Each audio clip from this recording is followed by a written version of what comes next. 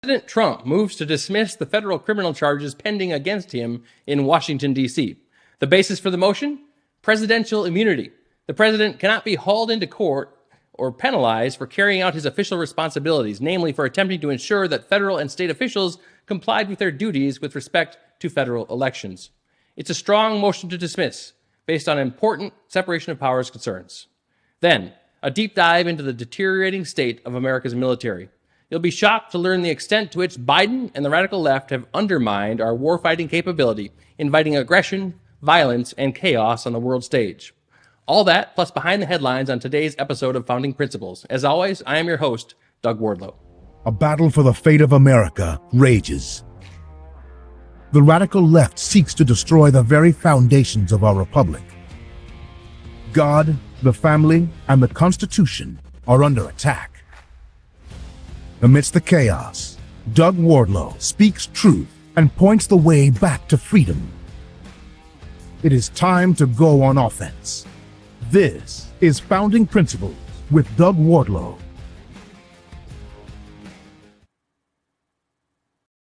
On Thursday, October 5th, former President Donald Trump submitted a motion to dismiss the criminal charges related to the so-called election interference pending in federal court in Washington, D.C.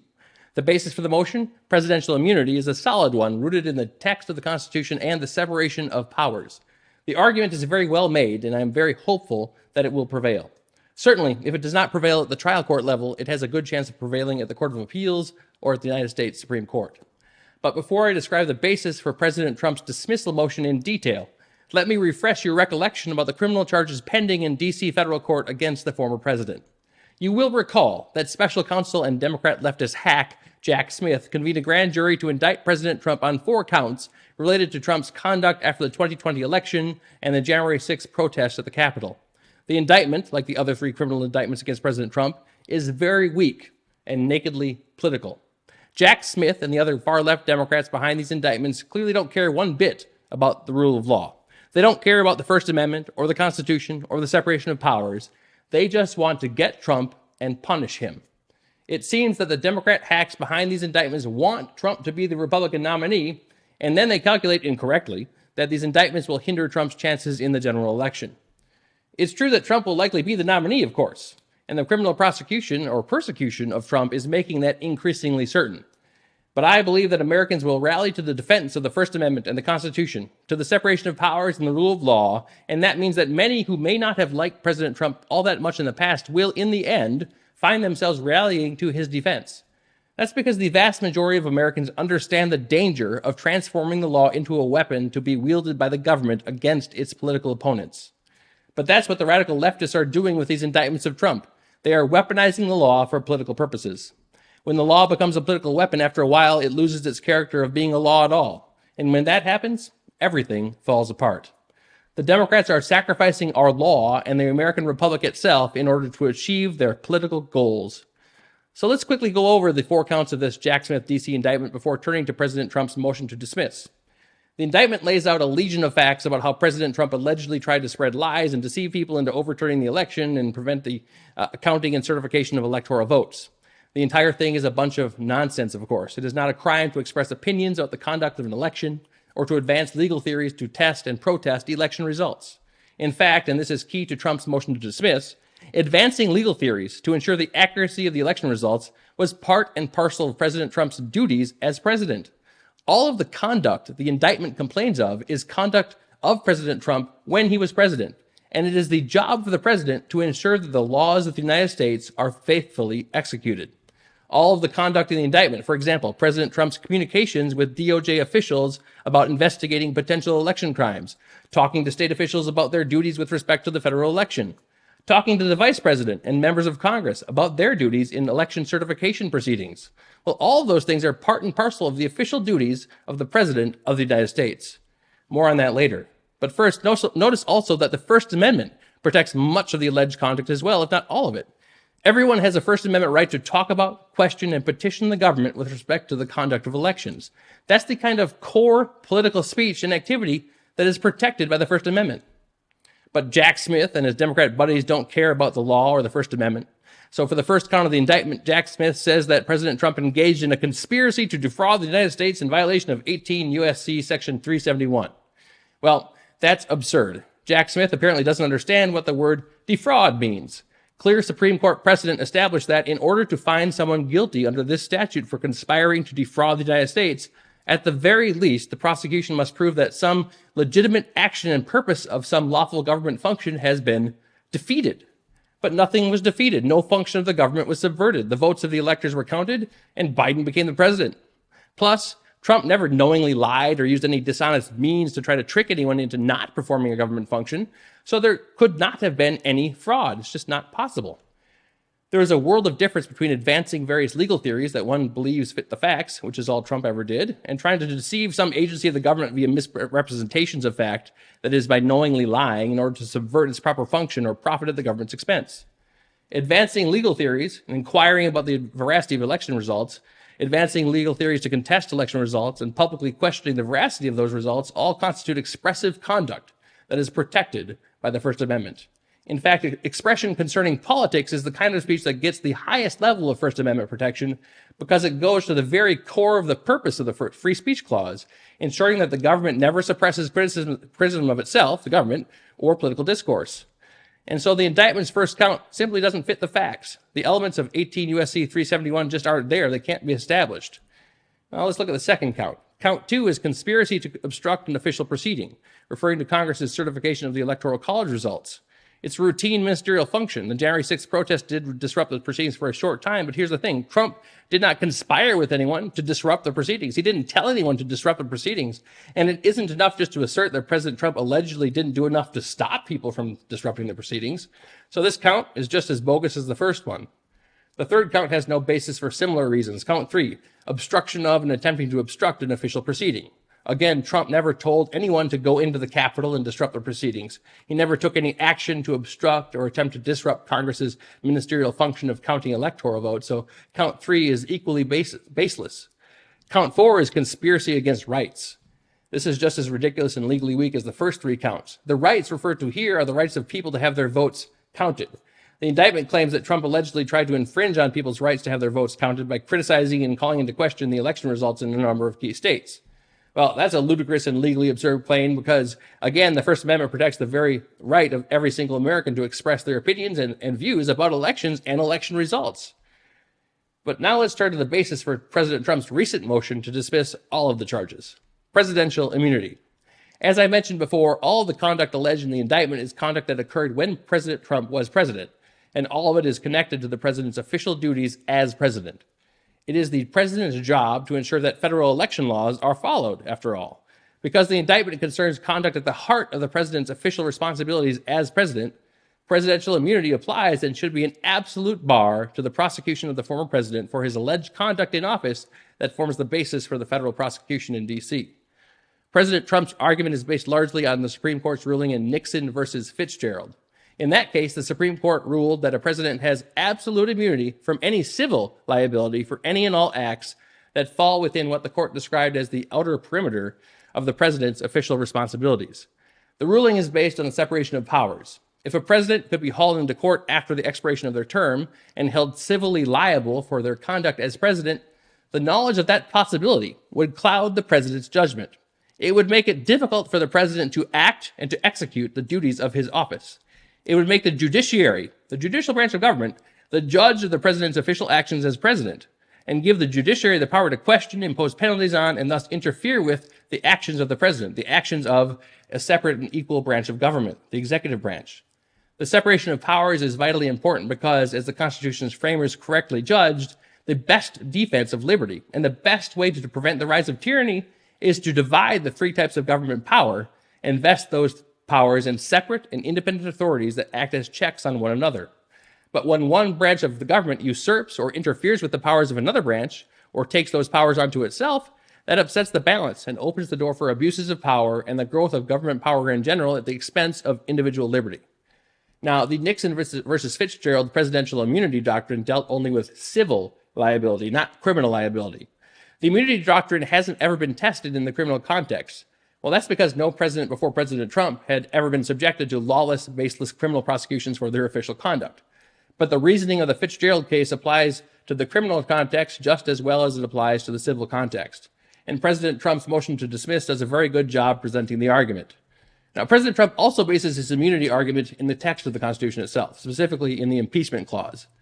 The impeachment clause of Article 1 provides that although impeachment proceedings do not themselves carry a punishment beyond removal from office, when an impeached official is convicted by the Senate following impeachment by the House, then the impeached and convicted official, says the Constitution, quote, shall nevertheless be liable and subject to indictment, trial, judgment, and punishment according to law, close quote.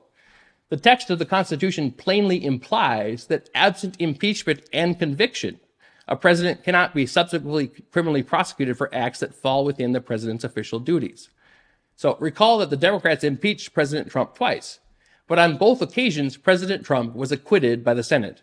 Because President Trump was never convicted by the Senate following impeachment, he can't be prosecuted for his official conduct. That is, all of his acts that fall within at least the outer perimeter of his official duties. And all of the acts alleged in the indictment fall within that outer perimeter. One more thing, this motion to dismiss, because it is based on presidential immunity, is probably going to be immediately appealable. So that means if the district court denies the motion, it probably won't be too long before the motion is considered by the D.C. Circuit Court of Appeals and possibly the United States Supreme Court. It's also important to note that the same kind of motion could and should be brought in the Georgia criminal case against President Trump. The reasoning on presidential immunity applies there as well, although instead of horizontal separation of powers concerns, vertical separation of powers concerns are at issue because you're talking about state officials interfering with the executive branch of the federal government. So all 4 counts of the third indictment of President Trump are without any legitimate legal basis. Presidential immunity should absolutely bar prosecution. The First Amendment, too, should be a complete defense. But here's the problem. This indictment should never have been brought in the first place. Just bringing forward this kind of clearly political indictment, which tries to criminalize the expression of certain disfavored political viewpoints and tries to punish a president for exercising his official duties in office, will itself chill and suppress speech that is critical of the government, as well as interfere with future presidents' exercise of their official responsibilities. And that puts us squarely on the path to tyranny and despotism. It seems that is precisely what the radical left wants. So let's hope that the courts get this one right, and quickly. And now it's time for Behind the Headlines. We're honored to be coming to you on LindellTV and Frank Speech, but if you're watching on any of the other platforms, please go ahead and subscribe to the channel, like the video. Doing those things helps us tremendously. And also, be sure to go to mypillow.com and use promo code WARDLOW, that's WARDLOW, on mypillow.com to get discounts on all of MyPillow's great products. Now, time for Behind the Headlines. First up, Kevin McCarthy is out as Speaker of the House. He is the first Speaker to be ousted by a motion to vacate the speakership in our nation's history.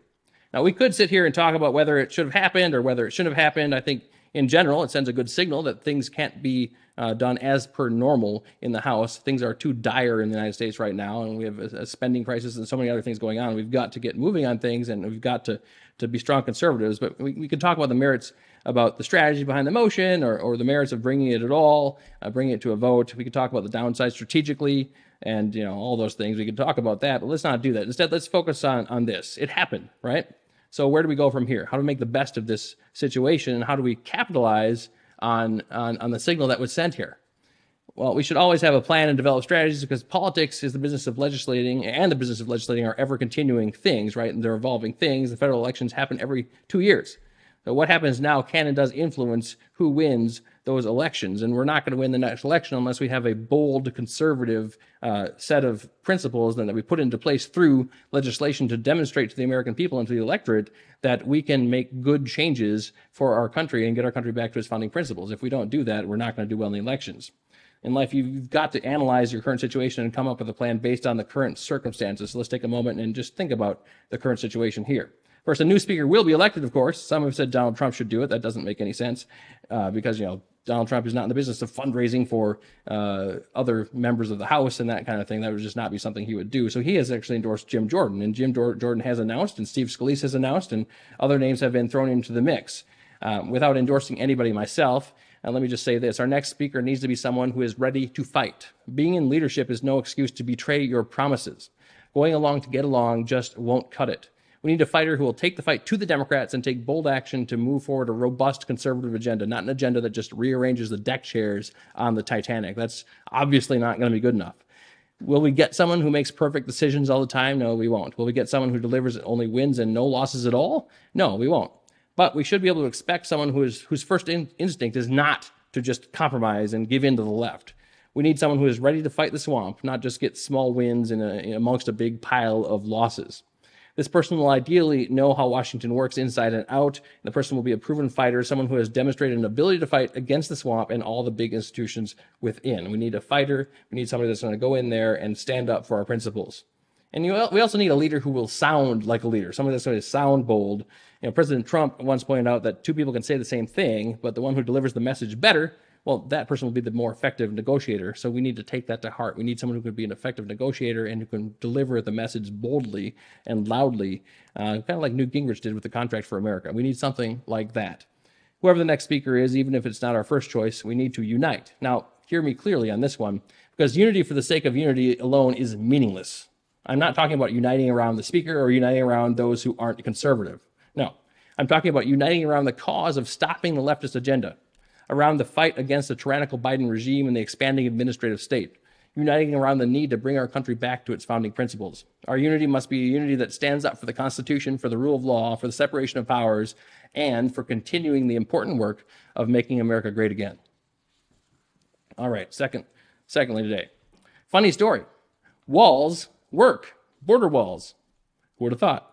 Not President Biden, if you believed him on the campaign trail. But let's be kind to old Joe. He doesn't remember much anyways and has been on both sides of most political issues over the course of his very, very, very, very, very long career. He might just be confused, as he usually is about most things. While the Biden administration may be filled with radicals and communists and LGBT extremists, but even they are now seeing how dangerous their border policy has been, or at the very least, they are now seeing how politically unpopular it has become, in large part thanks to moving of illegal aliens to Democrat-controlled cities. So much so are they realizing this that DHS Secretary Alejandro Mayorkas has said building more wall will be necessary to stop illegal entries into the United States. Now, they called Trump every name in the book. Listening to the media, he was the worst person on earth for suggesting a nation should have borders at all, right? President Biden and Vice President Harris have invited millions of people, basically invited them to pour into our country illegally. According to them, every single illegal alien is some kind of asylum seeker, refugee, or someone trying to escape persecution. According to them, every one of them is a hardworking person fleeing tyrannical regimes, and none of them are going to take American jobs, and they never commit crimes, and they're perfect. That was the message from the Biden administration for a few years now. They promised to take care of illegal aliens and end the inhumane policies, or that's how they described them, of the Trump administration. So not surprisingly, illegal immigrants came flooding into the country, record numbers, like I talked about on last week's episode. And now governors in red states are sending them to blue states and cities where within a day or less, illegal aliens are often promptly rounded up and then sent somewhere else entirely. Funny how that works. Even the left in those cities, they're starting to realize that this policy doesn't make a lot of sense. The Dems know many illegal aliens entering our country do commit crimes, take American jobs, drain resources, and overwhelm government resources. They're overwhelming government resources in our largest cities. But the Democrats, they're okay with that so long as it doesn't happen to them or their friends. And importantly, so long as it doesn't cost them at the ballot box. Many people, including some rhino Republicans, have woken up and realized that immigration is a winning issue for our side. The Trump policies worked on the border, right? And they will continue to work so long as we don't have incompetent leaders who pull the rug out from under us. The DHS secretary is only asking to build mere miles of wall. It's not going to be enough. It's a token move. It's a political move. Let's hope they keep building more, but let's not hold our breath. But let's also hope that the American people see through the Biden administration's nakedly political motivations. Let's hope that the American people can see them for what they are. This is just a political stunt, and they don't actually care about securing the border. Well, third and final day for Behind the Headlines. Conservative firebrand Candace Owens was recently speaking at a college campus when one of the students asked her about her, quote, presence, her very presence, victimizing trans students. The student was basically saying that Candace Owens just being on campus and delivering a speech was victimizing people that identify or basically are gender confused. And also asked Candace Owens what she would say to to those students who feel victimized by her very existence and presence on their campus. Her answer? Life's tough. Get a helmet, man. And the crowd erupted in applause, as well they should have. Within the past few years, snowflake social justice warriors have become more and more numerous. It's quite annoying. Leftists have been growing increasingly radical and annoying for some time, but this new brand of soft, mentally unstable leftists, these perpetual children, are a new breed altogether. And I think part of it is the radical left wants to soften up the American public, and by indoctrinating kids in public education and then in college to be so sensitive to their feelings and to fear the speech of others, anything that contradicts the narrative that they're being fed. They're creating people that are very malleable and can be manipulated and controlled by the government, people that won't stand up for their freedoms, people that will want security over freedom, so that will allow the power of the government to grow and the power of the radical leftists in charge of the government to grow. So I think that's the plan here. So while the snowflake folks provide a source of humor by way of stupid arguments and hilarious meltdowns, questionable fashion choices, and much more, the rise of the snowflakes also presents a very dangerous trend. Now, free speech, that is the cornerstone of this republic. The freedom to speak and express one's views, particularly the freedom of political speech, guarantees our ability to criticize government, ensures functioning elections, and prevents the rise of tyranny. Elections only work because we can all talk about issues, political issues, freely and openly, and discuss them and debate them in an open marketplace of ideas. If the government is censoring and suppressing what we say about politics and what we say about elections, well, then the election doesn't actually select anything that reflects the actual will of the people. The election just serves to perpetuate then the people that are already in power. So free speech is critical to functioning elections, and free speech prevents the rise of tyranny. But what really separates us from the rest of the world, and what made the United States unique, was the recognition that all of our rights, including the right to speak freely, come from God and not from the government. The freedom of speech and the freedom to worship God in the way that we see fit, that is the very essence of America. Now, Democrats and liberals, they used to agree with us on this, at least, for the most part. But now the new leftist tribe has emerged and taken control of the Democrat Party, and they don't agree with us at all. We have students and administrators at our college institutions regularly siding with crybaby snowflakes and censoring conservatives on campus just because of so-called, what they call, hate speech. They claim that speech itself is somehow violence, and they define hate speech as basically anything that contradicts leftist orthodoxy. We also have giant tech companies colluding with government agencies working to censor Americans who wish to talk about inherently political things, like election integrity, for example. All of this is very dangerous. Big tech companies are being coerced by the government to censor speech and engage in viewpoint discrimination against conservatives. That's a direct threat to the First Amendment and to free and open marketplace of ideas that make our elections effective. It's a direct threat to our ability to check the abuses of government power and the growth of government power at the expense of individual liberty. The ironic thing, though, is that everyone is basically learning at this point is that leftism does eat its own. The problem with increasingly radical leftists is that once they move to the left of you, well, then you become the enemy. Guys like Bill Maher, Joe Rogan, they're pretty far to the political left, but they aren't nearly as far to the left as the mainstream of the Democratic Party right now, so they're declared to be the enemy. Thankfully, there is light at the end of this tunnel. The light is this: average Americans are waking up to this harsh reality. So we need to continue to bring more people into the conservative cause, and we can attract more voters to our side by focusing on this one common cause: fighting back against the insanity that is leftism. Back. Our world is a dangerous place. Warlords, dictators, and crime syndicates the world over are waiting for their chance to break out of their meager schemes and into real power. Some, namely Xi Jinping over in communist China, already have real power and harbor even more grandiose designs on the planet. But there is one thing standing in their way. There is one thing on this planet that gives these evil actors pause, makes them reconsider their fiendish plans. That one thing is the U.S. military. Without our power to destroy anyone who dares make too much trouble, the world would descend into violence and despair. But our military power is waning, and our military's leadership is currently basically non-existent. And right on cue, the world's evil men have responded just like you'd anticipate. Vladimir Putin decided to invade his neighbor, starting the largest war Europe has seen since the big one that killed 50 million people. The Taliban has turned Afghanistan into a massive terrorist training ground, just the way it was in the years leading up to 9/11. And China has decided to redraw the map of the Eastern Pacific with its new 10-dash line, claiming essentially the whole of the South China Sea for itself, even as it threatens to invade Taiwan. Our military is in decline. It is low on basic weapons and ammunition. It is unable to recruit enough troops to fill its ranks, and proficiency in essential operations is dropping. Unless we return our military to its former strength, our world will continue its unhappy descent into utter chaos. U.S. military strategy has leaned heavily upon air power ever since aircraft became weapons of war. We obtained victory through more than 2 years of nearly daily strategic bombing of Germany and total control of the airspace over the battlefield. In Korea, F-86 pilots claimed 792 MiGs in air-to-air combat for a loss of 78 F-86 Sabres. That 10-to-1 kill ratio gave our side control of the air and helped turn certain defeat into something much closer, resembling victory. A little over a decade later, our pilots in Vietnam gave our ground forces constant on-call air support, arriving as if at the touch of a button. We lost exactly 0 significant battles in that war. The war was lost by the politicians in Washington. American strategy in the Cold War relied heavily on air power to defeat the 50,000 Eastern Bloc tanks staring them down from across the Fulda Gap. And in the Middle East wars, our complete control of the air led to the destruction of Saddam, ISIS, Al-Qaeda, and the like. Only Biden's incompetence led to the complete loss of Afghanistan. The point is that U.S. military strategy is, and always has been, for a long time, heavily dependent on air superiority. But now, with the advent of drones and hypersonic missiles, the need for air superiority has become even more necessary, to the point where mere superiority isn't sufficient. Now we need air dominance. Air dominance is more difficult to achieve. Enemy forces must be incapable of effective interference with U.S. operations within a given area using air and missile threats, according to the Air Force.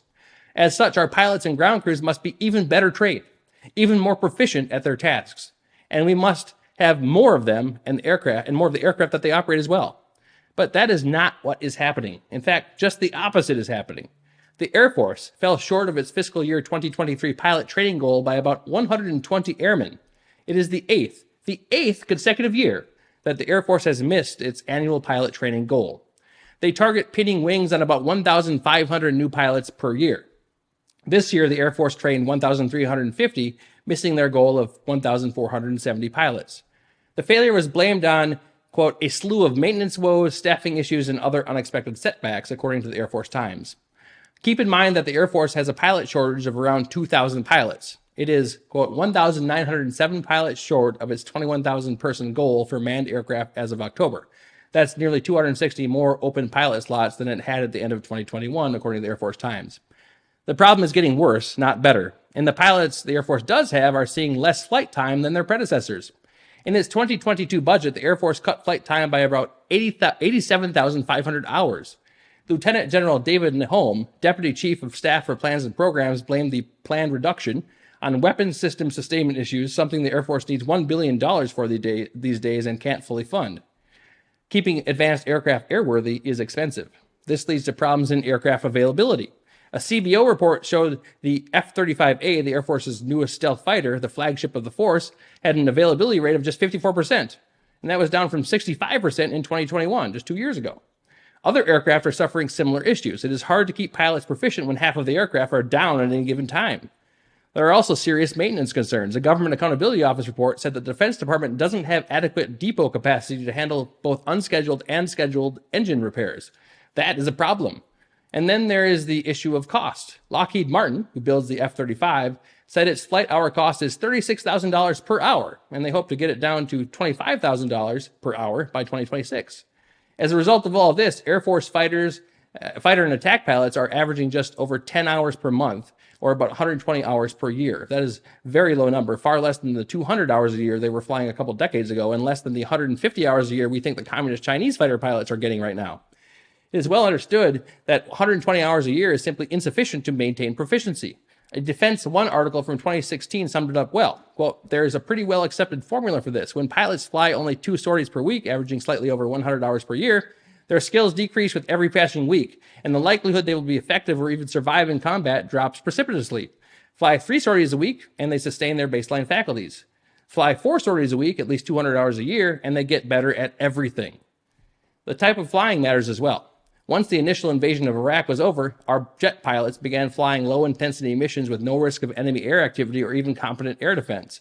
A huge portion of the sorties were made up of loitering in a holding area while waiting for a call to drop GPS or laser-guided bombs on an enemy that would never know they were there until the explosions began.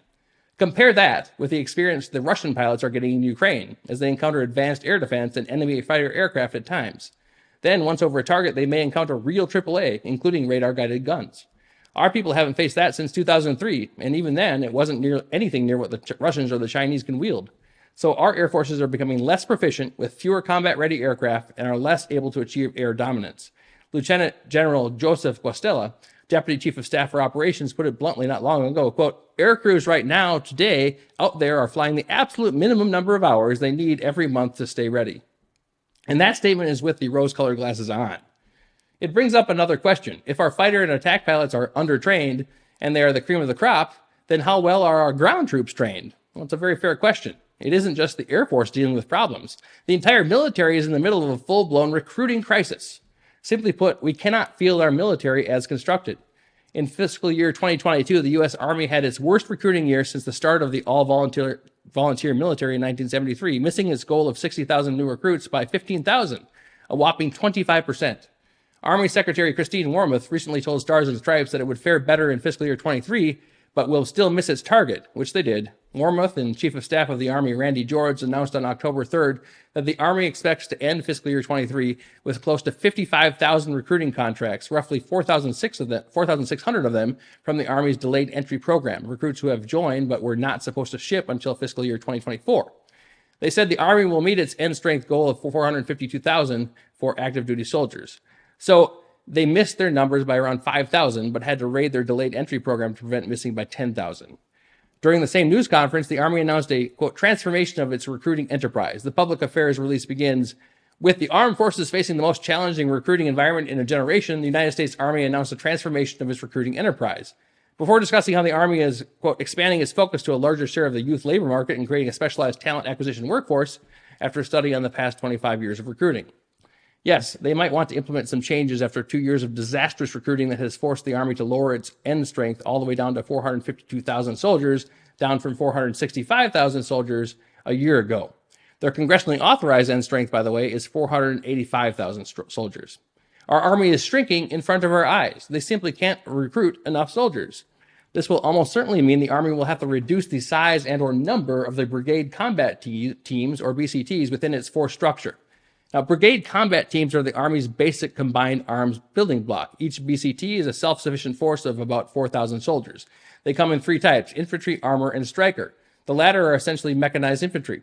The Army has 31 BCTs with another 27 in the Reserve or National Guard. The fewer we have, the harder it is for the Army to respond to crises around the globe. The Heritage Foundation, in its annual Index of U.S. Military Strength report, states that in 2022, the United States military posture can only be rated as weak. Specifically, the Army got a marginal rating, the Navy weak, and the Air Force received a very weak rating. This does not bode well for our strategy of being able to win two regional conflicts. As the Army shrinks, our planners will be hard-pressed to win just one. But it isn't just the Army that is failing in its recruiting efforts. Acting Chief of Naval Operations Admiral Lisa Franchetti admitted last month that the Navy will miss its recruiting goal of around 37,000 by 7,000 sailors, around 18%. That is another huge miss. And this comes even as the Navy made their recruiters work 6 days a week starting back in July. They also increased the length of a recruiter's duty assignment. And like the Army, they rated their pool of delayed entry recruits, or the numbers would be much, much worse. The Navy began fiscal year 2022 with a healthy delayed entry program. Now their pool of DEP recruits sits at a 40-year low. But the Navy went even further in its attempt to shore up its recruitment numbers. Last year, they raised the maximum enlistment age from 39 to 41, the highest of all the services, and they raised the maximum enlistment bonus to a massive $75,000. But even that was not enough to save their recruitment numbers. And then there's the Air Force. They missed their enlisted recruiting goal for the first time in 20 years. The goal for fiscal 23 was 26,877. Their recruiting spokesperson said that they will be short 2,700 active duty enlisted recruits and will be short 30% in Air National Guard and reserves.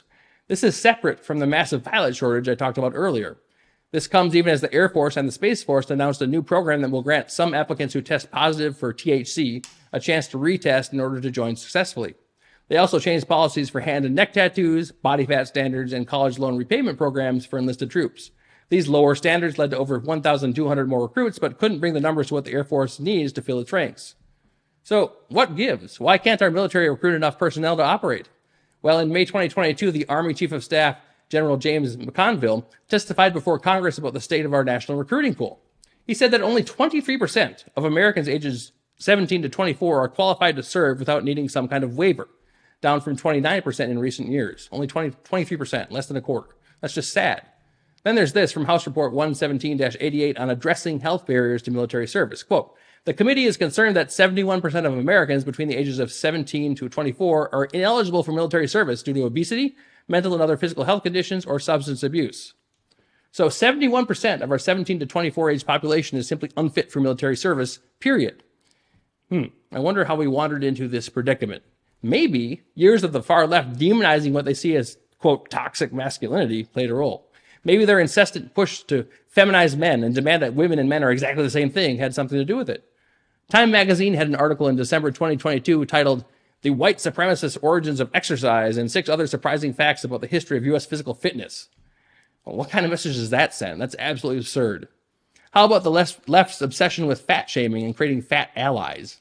According to them, being obese is fine. We should all strive to be more accepting of the obese lifestyle, even though it leads to all sorts of serious health problems and early death. What about intuitive eating? You know, the principle that says we should just make peace with all types of food, just listen to our bodies, just eat what feels right, honor your hunger, aim for satisfaction, all that nonsense. If you want to eat 10 fast food burgers, well, go do it. The fact that you want to do it must mean that your body needs you to do it, right? It's utterly ridiculous. As a result of all this nonsense, more and more Americans are weaker, softer, and less able to serve. Thanks a lot, lefties. But as is usually the case with much of the trouble caused by the left, there is even more. On October 2nd, 2023, the AP got a hold of a letter sent to Congress by the Pentagon. In it, the Pentagon explains how it's running out of money to replace the weapons it sent to Ukraine, and as a result, must slow the resupply of some of our own units. As reported by Newsmax and others, the letter calls on Congress to reestablish the funding for Ukraine that was wisely stripped from the last-minute 45-day continuing resolution recently passed to avoid a partial government shutdown. Pentagon Comptroller Michael McCord wrote, quote, we have already been forced to slow down the replenishment of our own forces to hedge against an uncertain funding future. Failure to replenish our military services on a timely basis could harm our military's readiness. Could harm? It absolutely does harm. So in addition to not having enough troops, we don't have enough weapons or ammo to fight with either. Consider this. According to a September 2023 U.S. State Department fact sheet, we have given Ukraine over 2 million 155 millimeter artillery shells, 7,000 precision-guided 155 millimeter artillery rounds, 20,000 pieces of 155 millimeter remote anti-armor mine ammunition, more than 500,000 105 millimeter artillery shells, and 10,000 203 millimeter artillery rounds. That is a whole lot of ammo. We don't know how much of our stockpile we gave away, but we know it is a huge portion of it. Now listen to Biden talking to CNN in July 2023. The Ukrainians are running out of ammunition. The ammunition that they call them 155 millimeter weapons. This is a war relating to munitions, and they're running out of that ammunition, and we're low on it. Well, you just told the world we are low on artillery ammunition. Seriously? Any more state secrets you'd like to give away on the international broadcast?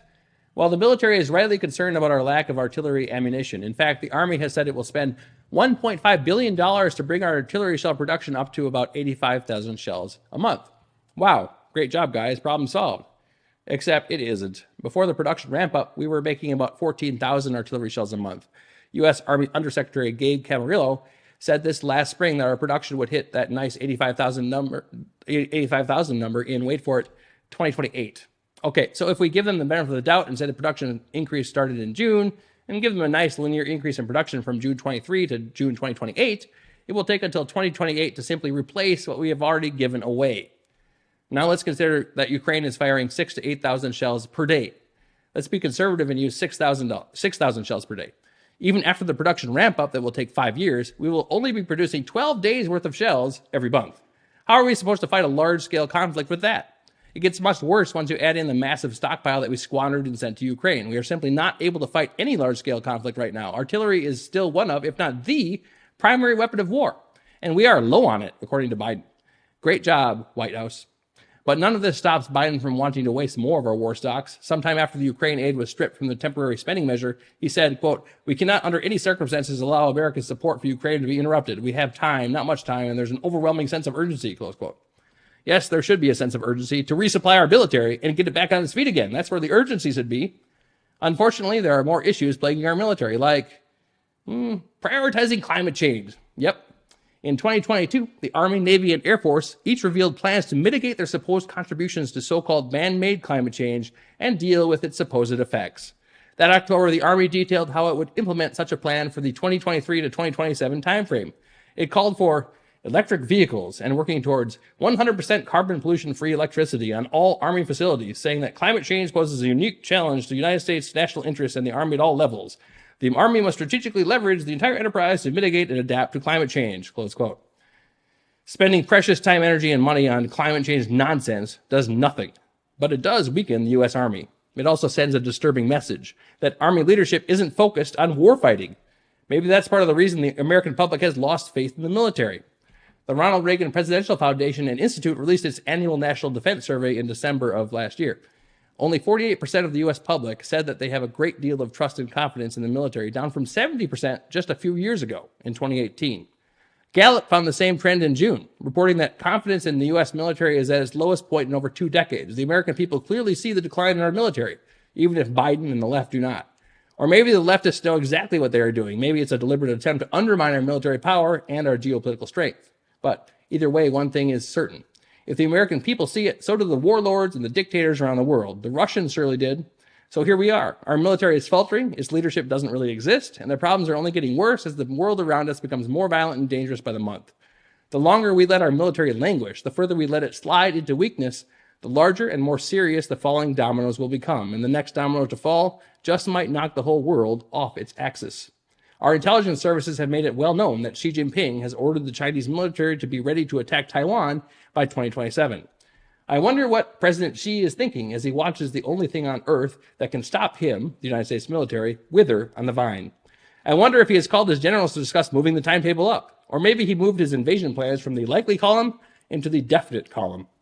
Add in the absolute weakness of our confused commander-in-chief, and we are pouring gasoline onto the fire. This destabilizing combination of a dwindling military and inept leadership is downright dangerous. It already started one war, the next one will be far worse. We will be directly involved, and we could lose. Aside from being underfunded, undermanned, underequipped, and undertrained, does anyone really think that our military, especially its leadership, has the same killer instinct it had when we overran Iraq twice? We cut and ran from Afghanistan like a child from a monster under the bed, and the whole world watched this on CNN. Think about it. If you were Xi Jinping, and you were determined to take Taiwan in the not-so-distant future, because he is that determined, would you, seeing the disarray in the United States military, consider doing it now or in the next few years? That's a scary thought, isn't it? And Biden's weakness, his out-of-control spending, and the massive inflation he caused are all exacerbating the problem. How are we supposed to properly fund the military when the interest payments on our massive national debt are on track to soon hit $1 trillion per year? That's $200 billion more than our entire annual defense budget. Biden and the left won't even consider spending less on their leftist agenda, so there just won't be enough money left for the military, especially given how the cost of practically everything the military needs has gone through the roof, like the cost of everything else. Obviously, things need to change, or we run the risk of finding ourselves on the losing end of a hot war with the CCP. When the current 45-day spending measure runs out, the House Republicans need to hold firm on spending cuts to all discretionary spending apart from defense, and defense spending must be prioritized, increased, and also focused on the projects that matter. With McCarthy gone, we need a Speaker of the House who will prioritize spending cuts. No more Ukraine aid, protecting defense spending, and deep cuts to anything that isn't essential. So far this fiscal year, up to August 31st, the government has collected about $4 trillion in tax revenues. That's actually $437 billion less than we were at the same point last year, making spending cuts even more important. Even so, revenue for this year will be around $4.4 trillion. That is plenty of money to fund everything the government needs, not wants, but needs.